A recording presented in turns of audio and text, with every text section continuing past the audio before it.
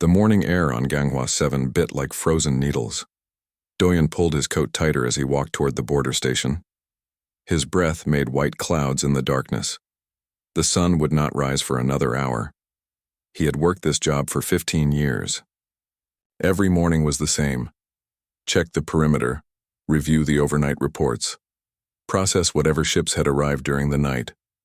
It was boring work, but boring was good. Boring meant no trouble. Something moved near the heating vents on the station's east wall. Doyen stopped walking. His hand moved to the scanner on his belt. Probably just ice falling from the roof. Or maybe one of those rabbit-like creatures that lived in the rocks. But he had learned long ago to check everything. He moved closer. The shape shifted again. Too big for an animal, too small for an adult human. His fingers touched the emergency button on his communicator. Then he heard it. A voice. Quiet and broken. Please. Warm meal. Please. Doyen ran forward. His boots crunched on the frozen ground. When he rounded the corner of the building, he saw them. A woman. At least she looked like a woman. Her skin was pale blue, almost white in the dim light. Her body was thin, too thin. She wore only a light fabric dress that flapped in the cold wind. Her feet were bare against the ice. She held a child against her chest. The child was wrapped in the woman's arms, shaking. The woman's body curled around the small one like a shield. Please, the woman said again. Her teeth clicked together, not from talking, from cold. Warm meal, please. Doyen had seen many things in 15 years. He had seen smugglers and criminals. He had seen rich traders and poor workers. He had seen people angry and people scared. But he had never seen anyone look like this woman looked. Her eyes held something that made his chest hurt. Not anger, not fear, just empty hope. Like a candle about to go out. Who are you? Doyen asked. He kept his voice soft. How long have you been out here? The woman opened her mouth. Strange sounds came out, not words. Just sounds. She touched a broken device hanging from her neck. A translator, Doyen realized. Broken. The child in her arms made a small sound. Like a kitten crying. Doyen's training said one thing. Protocol said one thing. Unregistered. Aliens found outside the station boundaries must be reported. They must wait in the cold until the proper forms were filed. Until someone from the Galactic Council approved their presence. That could take days. Doyen looked at the child's blue lips, at the mother's bare feet on the ice, at the way her whole body shook. He thought about his own daughter, dead now for 7 years.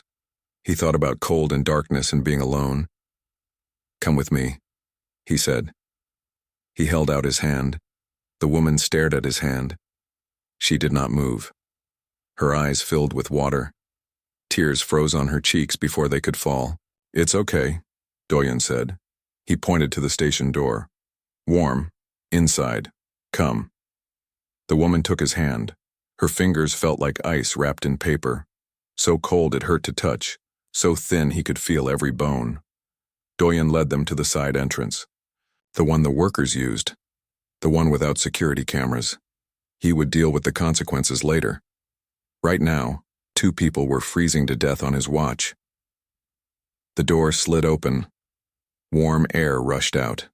The woman gasped. The child lifted her head for the first time. Her eyes were large and dark. They looked old. Too old for a child's face. Wait here, Doyen said. He sat them in the entry room. I'll get help. He ran down the corridor. His mind raced faster than his feet. He needed someone he could trust, someone who would help first and ask questions later. Hana, the medical trainee. She was always at the station early, studying in the medical bay. He burst through the door. Hana looked up from her desk, startled. She was young, maybe 25. She had only been at the station for 3 months, but Doyen had seen her sneak food to hungry travelers, had seen her give her own coat to someone who looked cold. I need your help, Doyen said, and I need you not to ask questions. Not yet. Hana stood up. She grabbed her medical bag without hesitation. "Show me." They ran back to the entry room.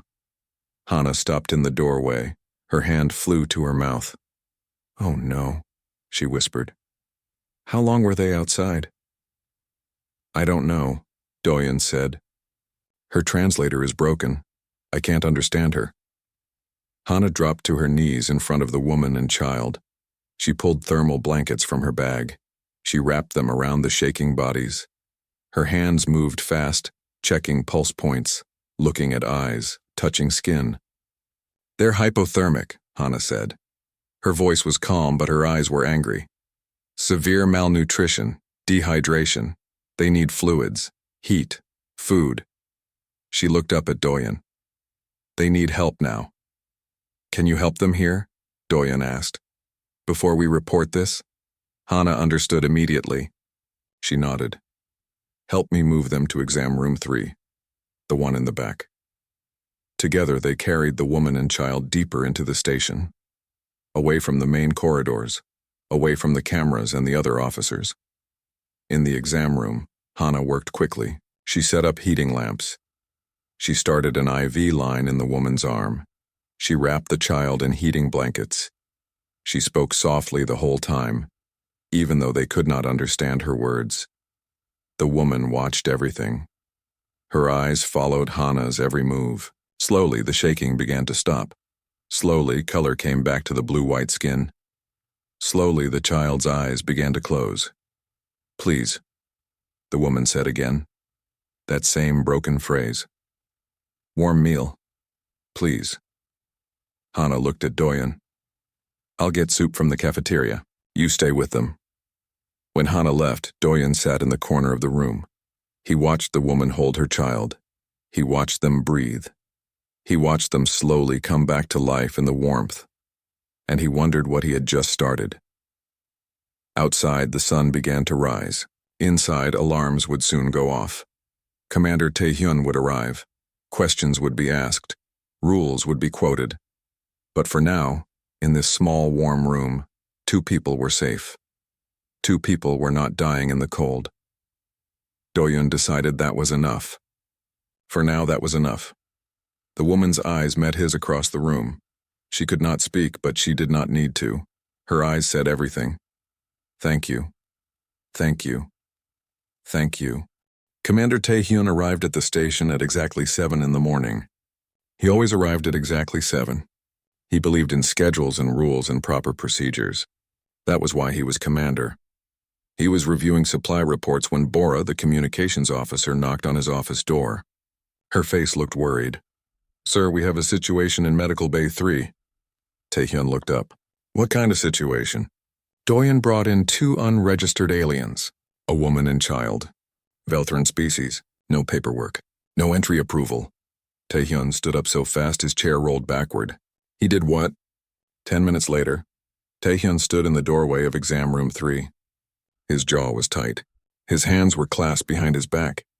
That meant he was very angry but trying to stay calm.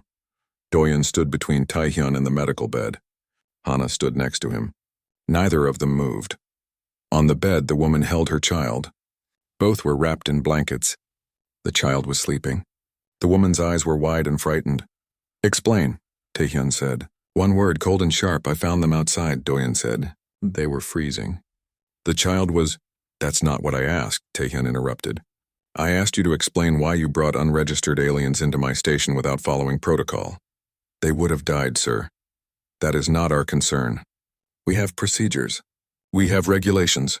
The Galactic Council requires—" "The Galactic Council can go to hell," Doyen said quietly. The room went silent. Hana's eyes went wide. Even the woman on the bed seemed to understand something bad had just happened.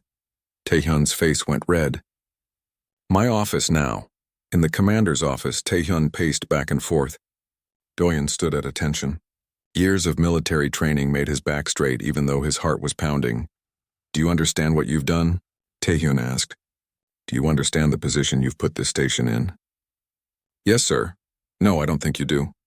Taehyun pulled up files on his desk screen. Velthrans are classified as economic refugees. They have no homeworld anymore, no government to vouch for them. No resources to trade. The Galactic Council regulations are clear. Refugees without sponsorship or proof of employment cannot be granted entry to any council station or colony. They're people, sir, not cargo. They are not our people, Taehyun said. He sounded tired now. Not angry. Just tired. Look, Doyen, I understand. I do, but we can't save everyone. If we take in every refugee who shows up, where does it end? We have limited resources. Limited space. We have enough for a woman and child. Taehyun sat down. He rubbed his face with both hands. It doesn't matter what we have. It matters what the rules say. And the rules say they can't stay without proper documentation. Then what happens to them? They go back to the refugee processing ship in orbit. That's where they came from, I assume. Doyen's hands clenched into fists. That ship is a death trap.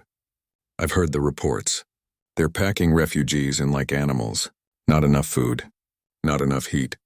Some ships have been spacing people to save on life support costs. That's not confirmed. You know it's true. Taehyun was quiet for a long moment.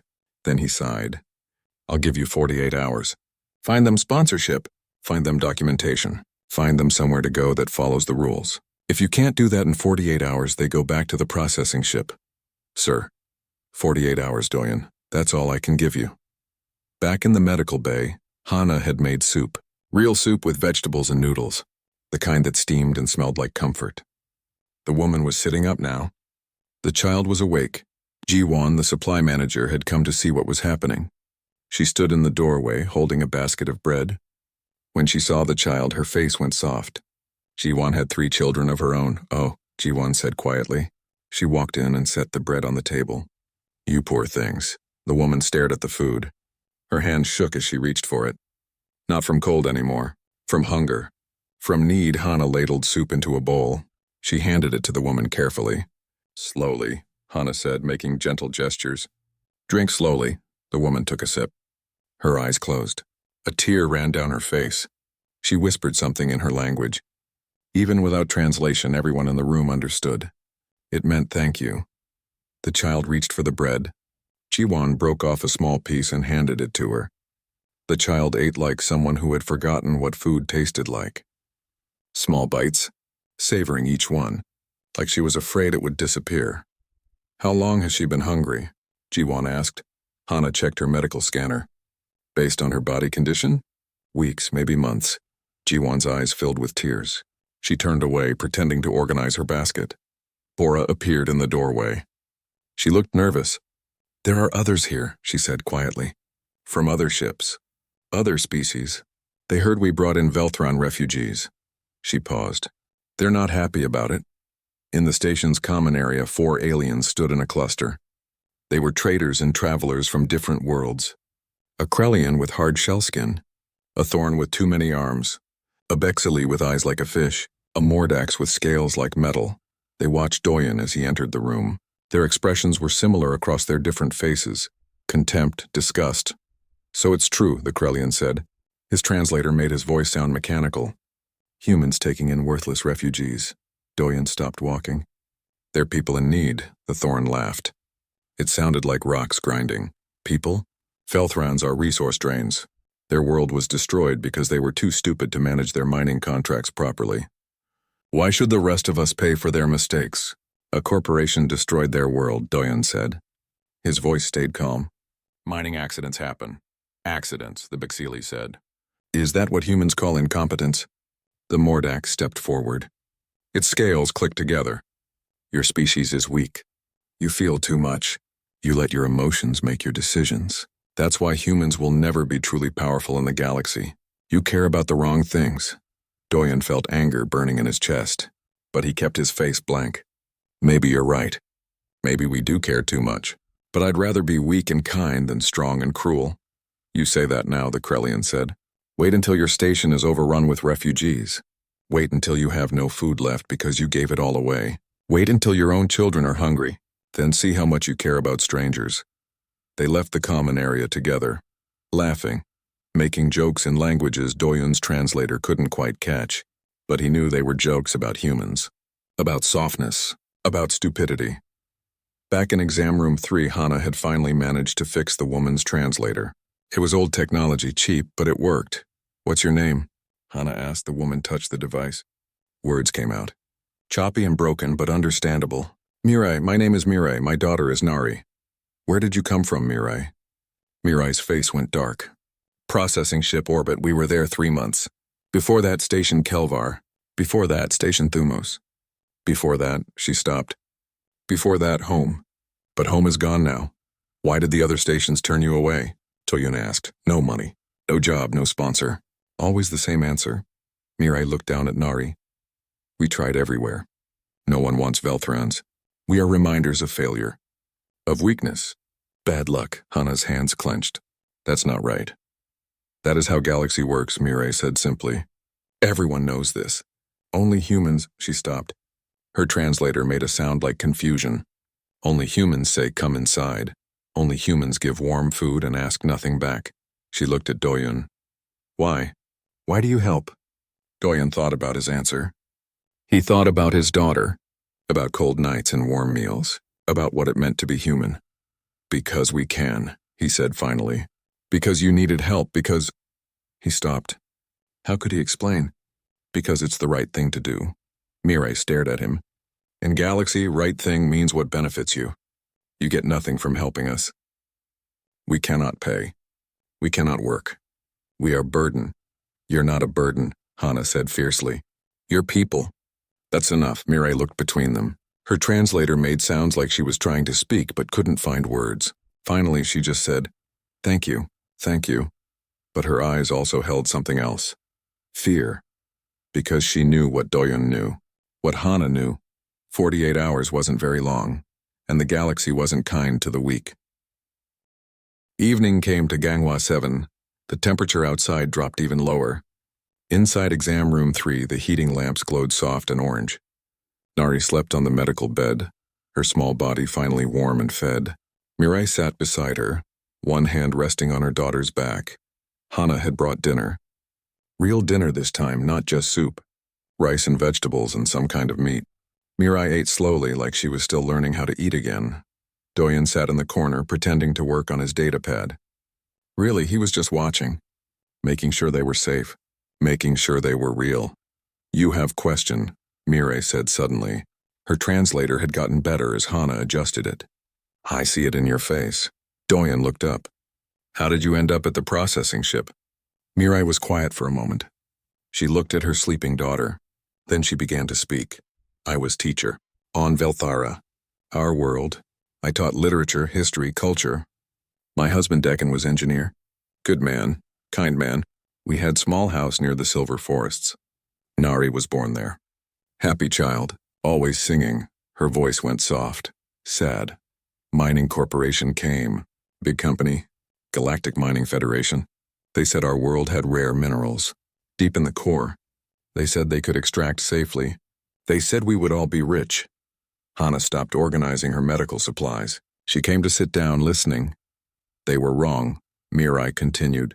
Or they lied. I don't know. The mining went too deep, too fast. They destabilized the planetary core. The earthquake started. Small ones first, then bigger, then...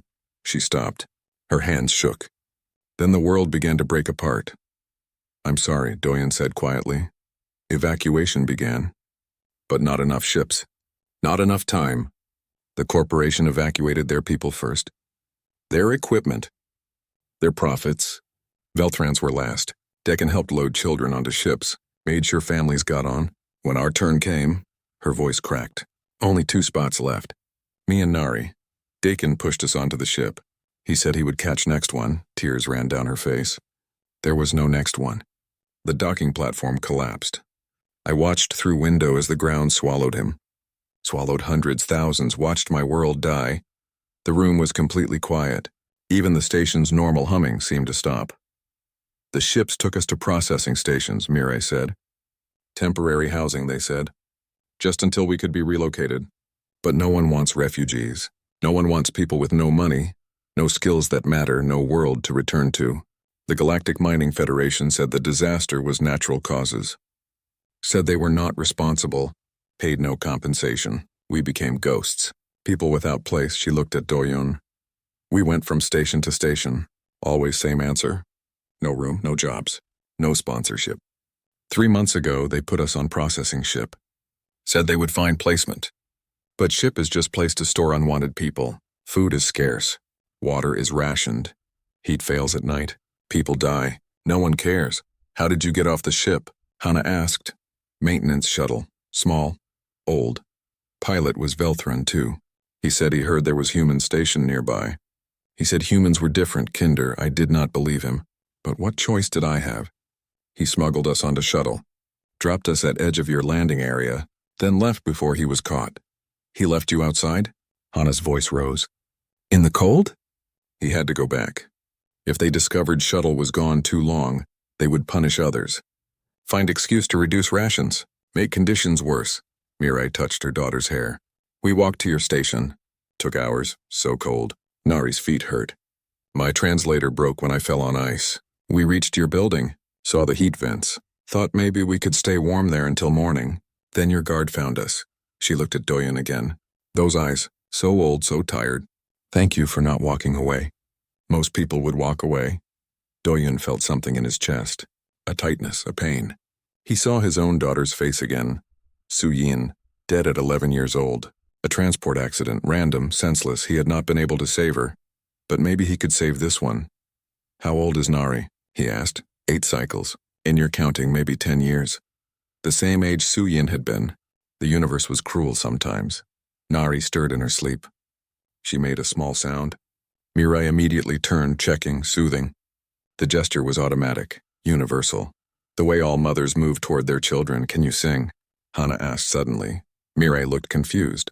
Sing? You said Nari was always singing before. Does she sing now? Mirai's face went sad again. No, not since Velthara. Not since her father. She does not speak much either. Only when necessary. Hannah stood up. She went to her bag and pulled out her personal data pad. I want to try something. I'm going to play a song. A Korean children's song. From my world, maybe. She trailed off. Maybe it will help. She touched the screen. Soft music began to play. A simple melody. A woman's voice singing in Korean. The words were about stars and dreams and home. Nari's eyes opened. She looked at the datapad. Her expression did not change, but she was listening. Hannah sang along softly. Her voice was not professional, but it was kind, warm. After a moment, she began to teach the words to Nari. Slowly, with gestures. With smiles, Nari did not sing, but she watched. And for the first time, something like curiosity crossed her small face. Good, Mirai whispered. That is good. Later, after Hannah left to file reports and Nari had fallen back asleep, Doyen remained. He could not explain why. He should go home, should rest. But something kept him in that room. You lost someone, Mirai said. Not a question. A statement. Doyen nodded. My daughter. 7 years ago. She was around Nari's age. I am sorry. Me too. Doyen looked at the sleeping child. I couldn't save her. But maybe I can help you. Both of you. The commander said 48 hours. I know. I'm working on it. What if you cannot find solution? What if we must return to processing ship? Doyen met her eyes. Then I'll find another way. I promise. Mirai studied his face. Why do humans care so much? Other species say it is weakness. Say it makes you vulnerable. Say you will be destroyed by your own emotions. Maybe, Doyen said. But I'd rather feel too much than feel nothing at all. What kind of life is that? What kind of civilization? Successful one, apparently, Mirai said. Look at Galaxy. The strong survive. The weak disappear. That is natural order. I don't believe that. Why not? Doyen thought about how to answer. Because I've seen what happens when people stop caring. I've seen wars. I've seen colonies fall. I've seen what happens when everyone only thinks about themselves. It doesn't make civilization stronger. It makes it hollow. Empty. Not worth saving. He leaned forward. Maybe we are weak. Maybe we do care too much. But our weakness has kept us together when other species fell apart. Our caring has built colonies that work, that thrive, that people actually want to live in. Maybe that's not weakness at all. Mirai was quiet. Then she said, on Velthara we had saying. The strongest tree stands alone. The flexible reed bends and survives the storm with its neighbors. I never understood it until now. Somewhere in the station, an alert chimed. Another ship arriving. More travelers. More strangers seeking entry. Doyen's communicator buzzed. It was Bora, the communications officer. Her message was short and urgent. We have a problem. The processing ship is asking about 2 missing Velthrons. They're demanding we check our station. You need to see this. Doyen stood up. Stay here. Don't let anyone in except Hana or me. Understand? Mirai nodded. She pulled Nari closer, protective instinct taking over. As Doyen left the room, he looked back. Mother and child wrapped in blankets, holding each other in the warm light. Safe for now, but for how long? The clock was ticking. 48 hours was getting shorter. And the processing ship was asking questions. Doyen walked down the corridor, his mind racing. He needed a plan. He needed help. He needed something that would work within the rules or strong enough to break them. He thought about all the humans scattered across the colonies. All the families. All the people who, like him, believed that caring was not weakness. Maybe one person couldn't save everyone, but maybe many people together could save someone. It was time to make some calls. Time to see if the human network was as strong as he hoped. Time to see if compassion could beat bureaucracy. The night was long. The cold was deep, but inside the station warmth was spreading. And warmth, Doyen was learning, was harder to kill than anyone thought. Doyen sat in the communications room at 2 a.m. His eyes were red from staring at screens. His coffee had gone cold hours ago, but he kept working. Bora sat across from him, her fingers flying over her keyboard. She had not asked questions, had not hesitated. When Doyen said he needed help, she simply said, "Tell me what to do." The processing ship sent formal inquiry, Bora said, reading from her screen. They're claiming 2 Velthron refugees abandoned their assigned quarters. They want permission to search our station. We deny them. On what grounds? Sovereignty. This is human territory. They need proper warrants to search. Doyen rubbed his face. That will buy us maybe 12 hours before they push harder. What's the plan? I'm trying to find Mirai and Nari somewhere to go. Somewhere legal. Somewhere the Galactic Council can't touch them. He pulled up another screen. I've been messaging old military contacts. People I served with. People on other colonies. Any luck? Some, maybe. He showed her his message list. Captain Soman from the merchant fleet.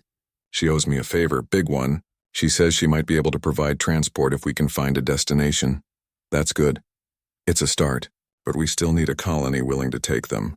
Willing to provide sponsorship and documentation. That's harder. Bora leaned back in her chair. What about the agricultural colonies? They're always looking for workers. Most agricultural colonies follow council regulations. They won't risk sanctions for 2 refugees. Most, Bora said, but not all. What about the independent colonies? The newer ones that haven't fully joined the council yet? Doyen sat up straighter. You're thinking of the Outer Rim settlements. I'm thinking of New Jeju, colony established 15 years ago. They're technically independent. They trade with council worlds but don't answer to council law, and she pulled up information. They have a population of about 8,000. Mostly Korean settlers. Strong agricultural economy. And look at this. Their education sector is expanding. They're building new schools. Doyen felt hope stirring. Mirai was a teacher. Exactly. Bora sent him the files. Contact them. See if they need educators. If they're willing to sponsor a refugee family. You're brilliant, I know. Bora smiled. Then her smile faded. But Doyen, even if they say yes, we need to move fast. The processing ship is putting pressure on Commander Taehyun. He's getting messages from council representatives. They're threatening to inspect all human stations for unauthorized refugees. This is bigger than just Mirai and Nari now. What do you mean? I've been monitoring channels quietly, the way you taught me. Bora's voice dropped. There are hundreds of Velthron refugees on that processing ship. Maybe thousands across the sector. They're all watching to see what happens here. If humans help these 2, others will try to reach human stations. Is that a bad thing? It is if the council decides we're undermining their authority. They could sanction human colonies. Cut trade. Make life difficult. Bora met his eyes. We need to do this right. By the rules, if possible. So they can't accuse us of breaking laws. Doyen nodded. He began composing a message to New Jeju colony. Formal, professional, but with enough heart to make them understand. 3 hours later, he had responses.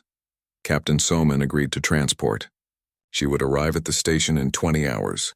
Her ship had space. Her crew would ask no questions. New Jeju Colony sent a longer message. The administrator, a man named Kyung-soo, wrote, "We have reviewed your request. Mirai's teaching credentials are impressive. Our colony is indeed establishing new educational facilities. We have a need for educators with experience in literature and cultural studies. We are willing to offer employment and full sponsorship. Please provide all necessary documentation, and we will expedite the application process." Doyen read it 3 times. His hands were shaking. "We did it," he said. Bora looked over his shoulder. "We did it." There's a legal path, but then another message came in.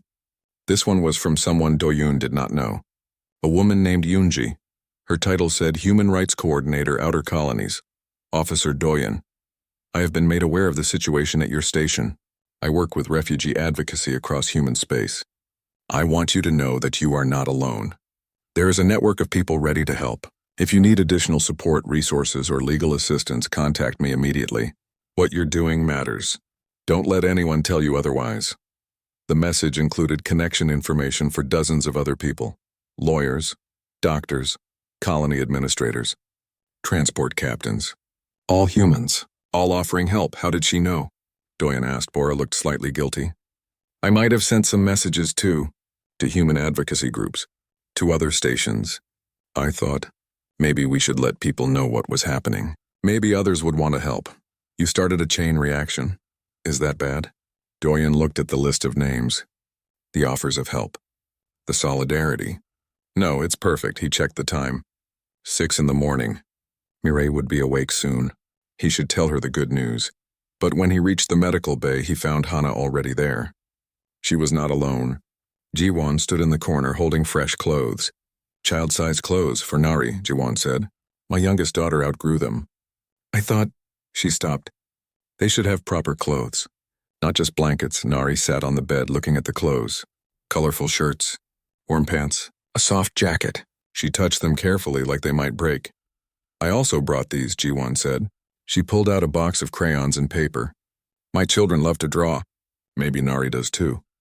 Mirai's translator made sounds like crying and laughing at the same time. You are very kind, too kind. We can never repay this. You don't need to repay kindness, Jiwon said. That's not how it works. Doyen cleared his throat. Everyone turned to look at him.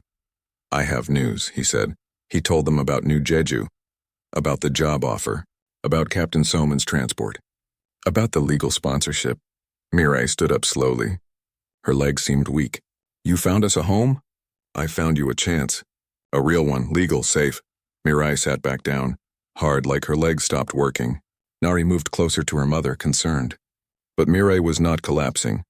She was crying, big tears that ran down her face like rivers. I did not think this was possible, she whispered. I thought we would die on processing ship, or be spaced to save resources. I thought she could not continue. Hana sat next to her, put an arm around her shoulders, said nothing, just held her while she cried. Doyen turned away, gave them privacy. He found Bora in the hallway. Commander Taehyun wants to see you, Bora said. Right now. Doyen's stomach dropped. Is it bad? I don't know. But he has someone with him, a council representative. In the commander's office, Taehyun sat behind his desk. Next to him stood an alien Doyen did not recognize. Tall, gray skin like stone, eyes that did not blink. This is Adjudicator Krell, Taehyun said. His voice was carefully neutral. From the Galactic Council Refugee Management Division. Officer Doyen, Krell said. His translator made his voice sound official and cold. I understand you have been harboring unregistered refugees. I found 2 people freezing to death. I provided emergency humanitarian assistance without following proper protocols. The proper protocols would have killed them. Krell's expression did not change. Regulations exist for a reason. The galaxy cannot function if every species makes exceptions based on emotions. Your actions have created a problem. What kind of problem? Other Velthran refugees have learned about this incident. They are attempting to reach human stations across the sector. Processing ships are losing control of their populations. The Council views this as a security concern. Doyen felt his jaw tighten. Security concern? You mean people wanting to not die is a security concern? I mean chaos is a security concern. Order must be maintained. Order. Doyen took a step forward, Taehyun made a warning sound, but Doyun kept talking. You call it order when people are packed into ships like cargo.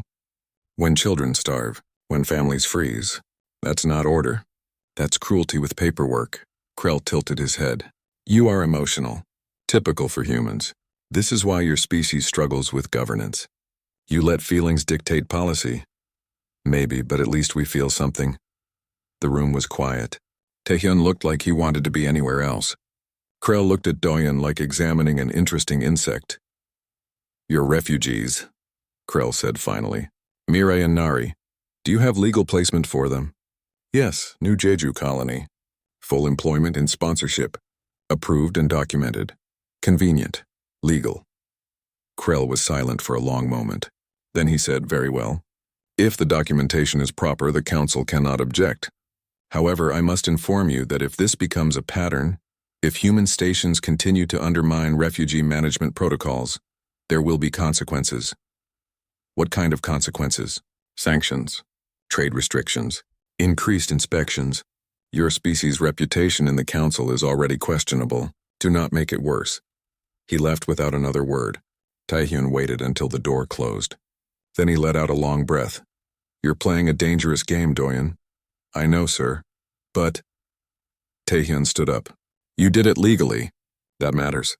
If you had just smuggled them out, the council would have used it as an excuse to crack down on all human stations. But you found a proper solution. You followed the rules even while bending them.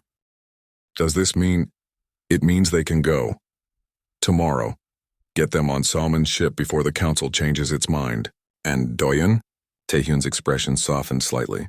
Good. The next morning began with a problem. Captain Soman's ship was still 12 hours away, but the processing ship had moved. It was now much closer to the station. Close enough to launch shuttles. Close enough to cause trouble. Doyun stood in the control room watching the display screen. The processing ship looked like a massive gray box. Ugly, functional, full of people who had nowhere else to go. They're hailing us, Bora said. Again. 5th time this morning. Ignore it. Commander Taehyun says we can't ignore them forever. Doyun knew she was right. He knew this moment would come. He just hoped it would come after Mirai and Nari were safely gone. But the galaxy rarely gave people what they hoped for. Put them through, he said. The screen changed. A face appeared. Not the adjudicator from before. This was different. Human face, but cold. Hard. A woman with gray hair and eyes like ice. I am Administrator Rin, she said. Senior Coordinator for Refugee Management, Human Division, Galactic Council. Doyun felt his stomach turn. A human working for the council. Working against other humans, what do you want? He asked. I want you to stop making my job difficult, Rin said. The Velthron refugees you're harboring need to be returned to proper processing channels immediately. They have legal sponsorship. New Jeju colony. Everything is documented. Documentation that was rushed through in less than a day. Suspicious, wouldn't you say? Legal is legal. Perhaps. Rin's expression did not change. But consider the bigger picture, Officer Doyun. You've created a situation. Other refugees now believe human stations are safe havens. They're abandoning their assigned quarters. They're trying to reach human territory. This is creating chaos across multiple sectors. Good. Maybe that chaos will force the council to actually address the refugee crisis. Rin laughed. It was not a kind sound. You think you're a hero? You think you're doing the right thing. But all you're doing is making everything worse. The council operates on order, on rules. When you break those rules, even for good reasons, you undermine the entire system. The system is broken. The system is efficient. It processes millions of refugees every year. It finds placements when possible. It maintains stability. Your emotional outburst is threatening that stability. My emotional outburst saved 2 lives. 2 lives. Rin leaned forward. 2 lives out of millions.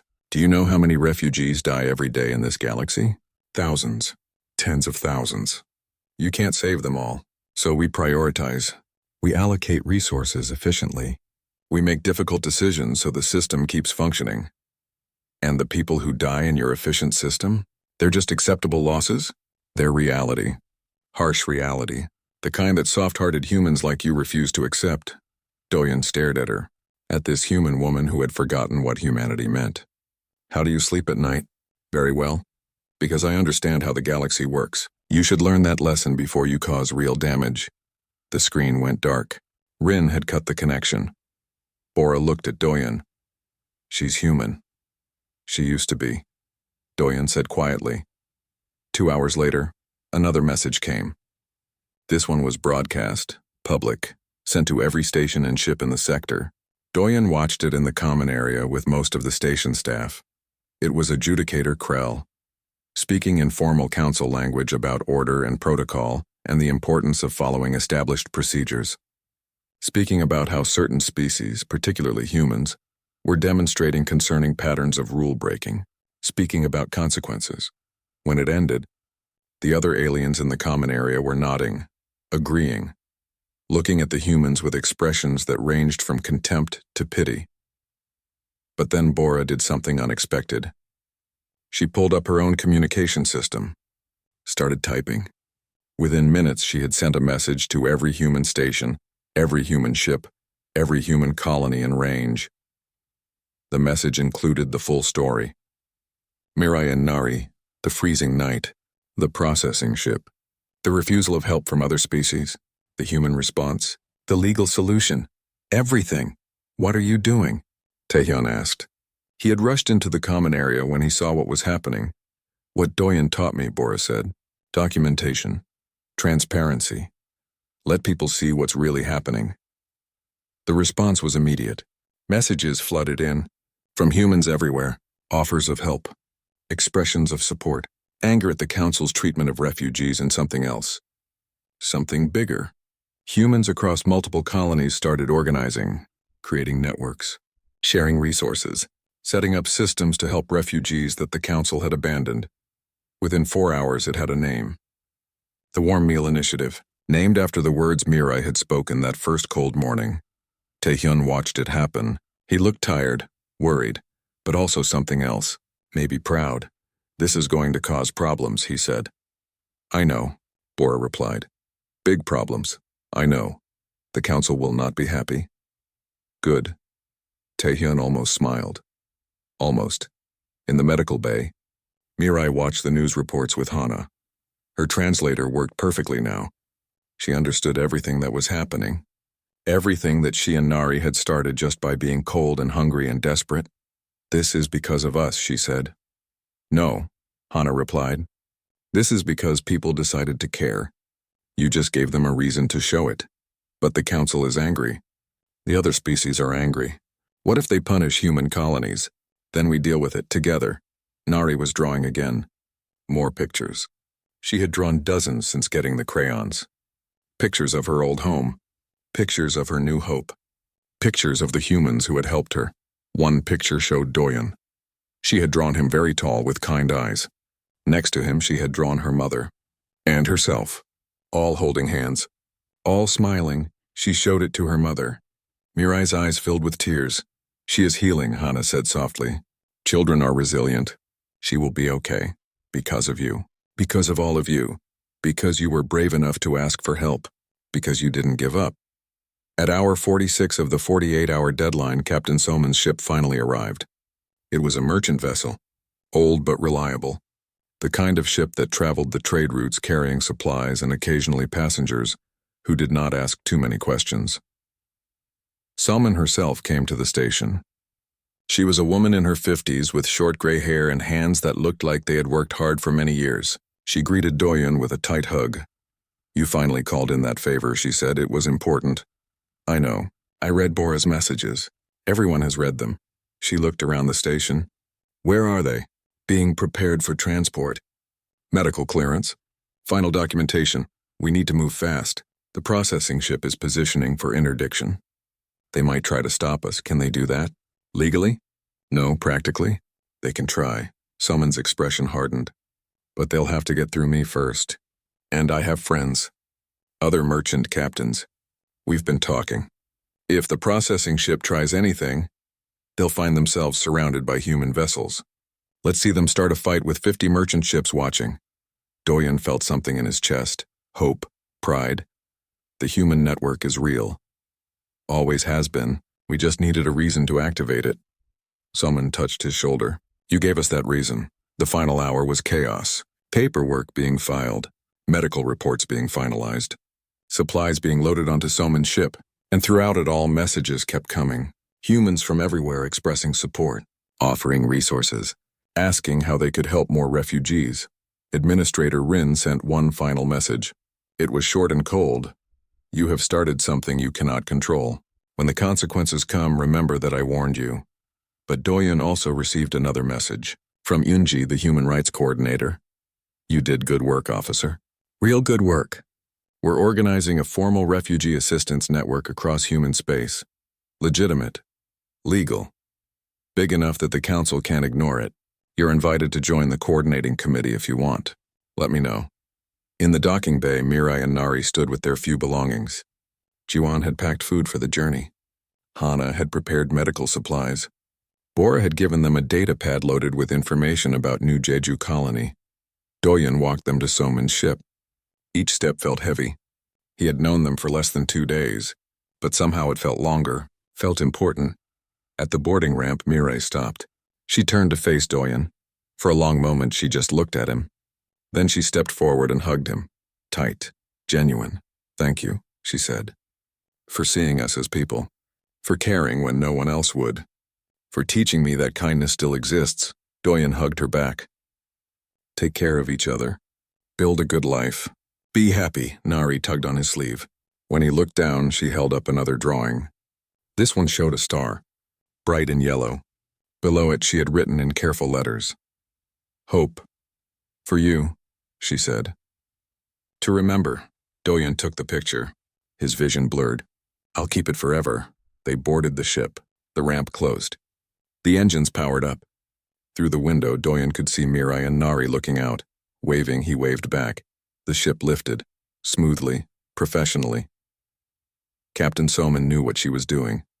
As promised, other merchant ships appeared, surrounding Soman's vessel, creating a protective formation. The processing ship did nothing, just watched. Maybe they understood the message. Maybe they realized that this was a fight they could not win. 3 days after Mirai and Nari left, the galaxy began to notice. Doyen watched news reports from his small quarters. Every channel carried the story. Human stations providing refuge, the warm meal initiative spreading across colonies, refugees abandoning processing ships to seek human help, the Galactic Council calling emergency sessions. Some coverage was supportive. Many species questioned why humans cared so much about people who could not benefit them. But what surprised Doyen was the other response. The quiet one, the one happening in corners and private channels. Young aliens from various species were asking questions. Why did their governments not help? Why was efficiency more important than life? Why was kindness considered weakness? Their elders did not have good answers. They had excuses. They had tradition. They had the way things had always been. But they did not have answers that satisfied a generation looking at humans and wondering if maybe there was a better way. Bora showed Doyen the communication logs. We're getting requests, she said. From other refugees. From other stations. Human stations across 6 sectors are reporting the same thing.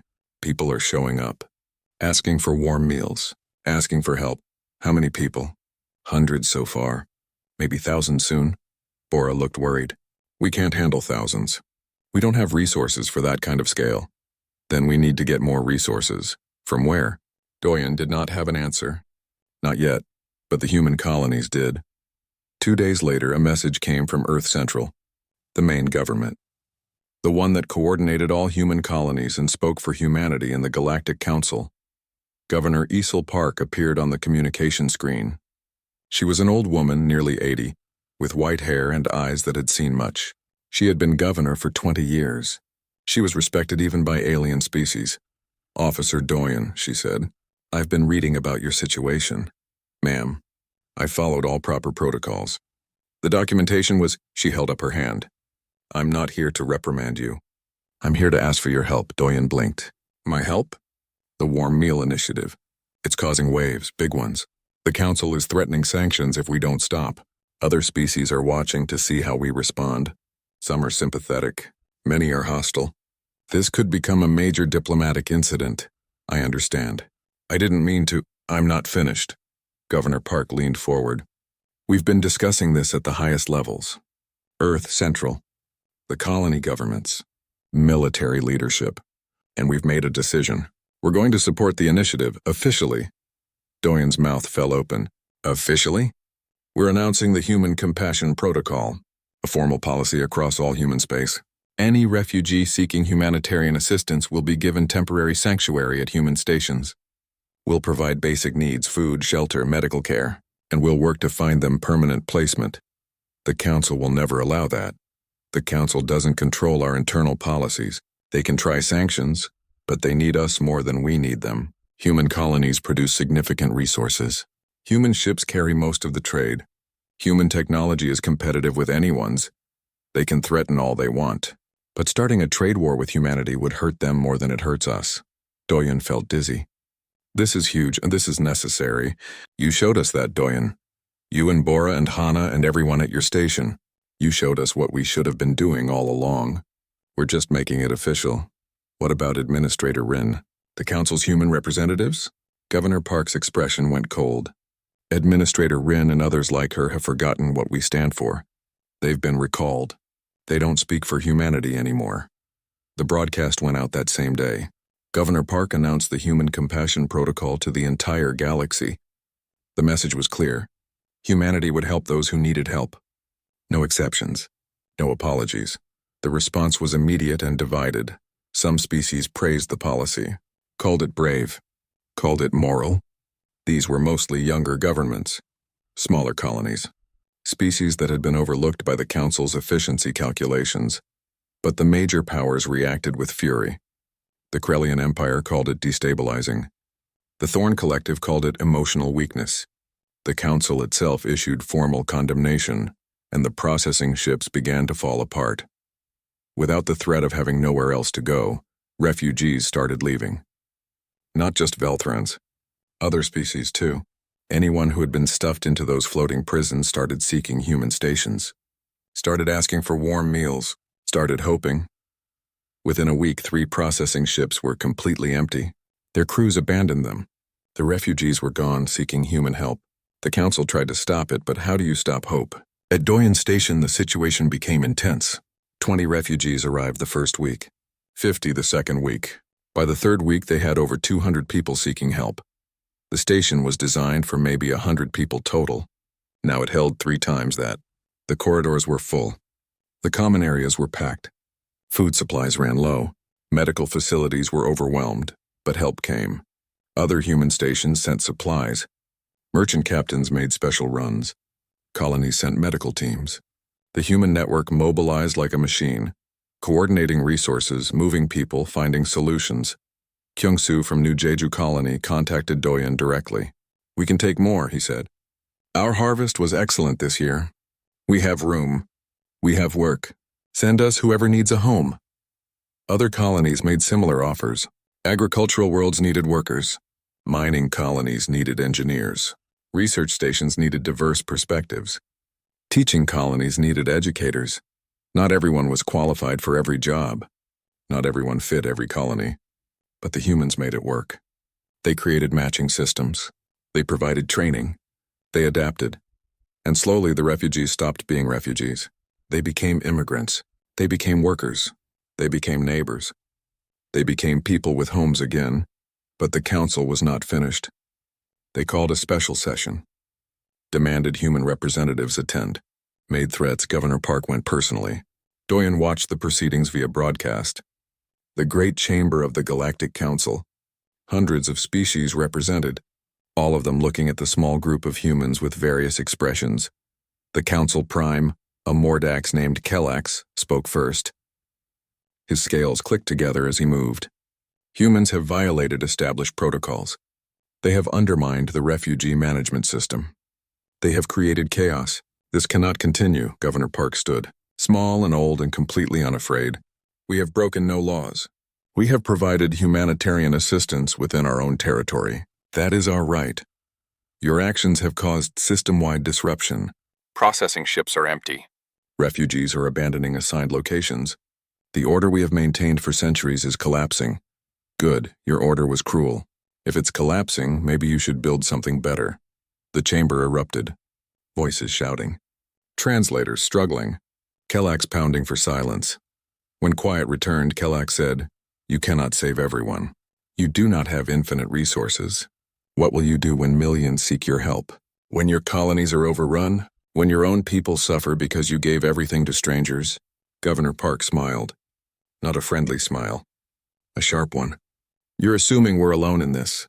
You're assuming other species won't follow our example. But look around this chamber. Really look. At the young representatives. At the smaller colonies. At the species who have been ignored by your efficiency calculations. They're watching. They're learning. And some of them are already starting to help too." She was right. Doyen could see it even through the broadcast. Some representatives nodded. Some looked thoughtful. Some looked uncomfortable, like they were questioning things they had never questioned before. "This is not just about refugees anymore," Governor Park continued. "This is about what kind of galaxy we want. One where only the strong survive and everyone else is expendable? Or one where we take care of each other? Where compassion is a feature, not a bug. Compassion does not pay for ships, does not build stations, does not feed populations, no. But it builds trust, it builds relationships, it builds civilizations worth having." She looked around the chamber. "Humans will continue the compassion protocol. We invite other species to join us. Those who want to help will coordinate with you. Those who want to oppose us, that's your choice. But we will not stop." Kellax's scales clicked rapidly. Anger, frustration, there will be consequences. "Then bring them. We're ready." The session ended badly. The council voted to impose sanctions on human trade. Limited ones, but real. Economic pressure. Diplomatic isolation. The message was clear. Fall in line or suffer. But 3 species voted against the sanctions. Small ones. Young ones. And they announced they would join the compassion protocol. Would help refugees too. Would stand with humanity. 3 species did not seem like much. But it was a start. And starts could become movements. Back at the station, Doyen gathered his staff. Everyone was exhausted. They had been working double shifts for weeks. Managing hundreds of refugees. Coordinating with other stations. Dealing with paperwork and supplies and 1,000 small crises. The council imposed sanctions, he told them. "This is going to get harder. Resources might become scarce. We might face pressure." Anyone who was 6 months had passed since that cold morning when Doyen found Mirai and Nari freezing outside the station. 6 months since everything changed. The galaxy looked different now. Not completely different, not perfectly changed, but different enough to notice. Different enough to matter. Doyen stood at the viewport of his station looking out at the stars. The station itself had been expanded twice. More modules. More living quarters. More facilities. It now housed 500 people permanently, with capacity for another 300 temporarily. What had been a simple border station was now a major refugee processing center. But unlike the old processing ships, this place was warm, clean, safe. People here had beds. Regular meals. Medical care.